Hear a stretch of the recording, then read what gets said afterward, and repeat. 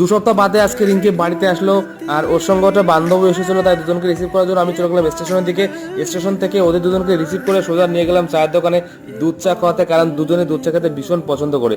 চাটা খেয়ে বাড়িতে এসে আমি সোজা চলে গেলাম রিঙ্কি নিয়ে একটু ঘুরতে গিয়ে সেখানে একটা লস্যির দোকান থেকে লস্যিও খেয়ে নিলাম।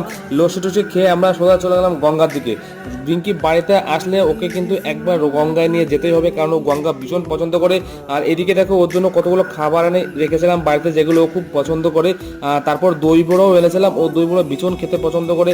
আর ও যেখানে থাকে ওখানে দই বড়া একদমই পাওয়া যায় না, তার জন্য ওর জন্য এনে ফ্রিজে রেখে দিয়েছিলাম। আর ও বাড়িতে আসলে কিন্তু গাইস ও আমার জন্য কিছু না কিছু রান্না করবেই, মাস্ট বি, কারণ ও রান্না করে আমাকে খাওয়াতে ওর নাকি ভীষণ ভালো লাগে। আর ওর হাতে রান্না খেতে আমারও ভীষণ ভালো লাগে। তাই আজকে ও করেছিল চিকেন কষা। সত্যি বলছি চিকেন কষাটা এত সুন্দর হয়েছে, পুরো আমার মুখে লেগে আছে, ভীষণ সুন্দর হয়েছে। তাই ওর হাতে চিকেন কষা খেতে খেতে আজকের মিনি ব্লগটা এখানে শেষ করছি। চলো গাইস, টাটা। আর কে